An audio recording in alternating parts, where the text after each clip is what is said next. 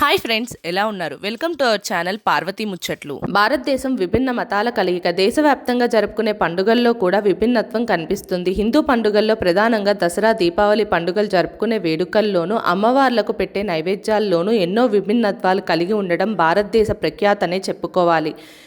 కొన్ని ప్రాంతాల్లో ఆచరించే వింత వింత ఆచారాలు చాలా ఆశ్చర్యాన్ని కలిగిస్తాయి. పండుగలంటే నీచు మాంసాలు దరిచేరనివ్వరు. మరీ ముఖ్యంగా దీపావళి పండుగ అంటే ఉత్తరాది భారతీయులు లక్ష్మీ పూజను అత్యంత ఘనంగా చేసుకుంటారు.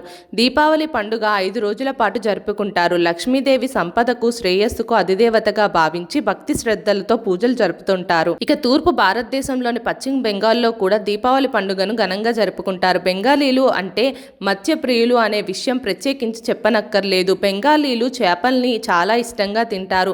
అలాగే బెంగాల్ అంటే కలకత్తా కాళీమాత గుర్తుకు వస్తుంది. దసరా వచ్చినా, దీపావళి పండుగ వచ్చినా కూడా బెంగాలీలు కాళీమాతను ఘనంగా పూజిస్తారు. రకరకాల నైవేద్యాలు సమర్పిస్తారు. కాళికాదేవి అంటే శక్తి గల తల్లి. శక్తినిచ్చే మాతకు రకరకాల నైవేద్యాలు సమర్పించే బెంగాలీలు మట్టి ప్రమిదలో దీపాలను వెలిగించి కాళీమాత ముందు ఉంచుతారు. దీపావళి రోజు కాళికాదేవికి స్వీట్లతో పాటు అన్నాన్ని కూడా వండి నైవేద్యంగా సమర్పిస్తారు. అంతేకాదు, ఈ అన్నంతో పాటు పప్పు, చేపల కూరను కూడా అమ్మవారికి నైవేద్యంగా సమర్పిస్తారు. అలాగే దీపావళి రోజున బెంగాలీలు దీపాలు పెట్టే విషయంలో కూడా చాలా ప్రత్యేకతను చూపిస్తారు. ప్రతి ఇంటి ముందు ఒక లెక్క ప్రకారం దీపాలు వెలిగిస్తారు. ప్రతి ఇంటి ముందు 14 దీపాలను వెలిగిస్తారు.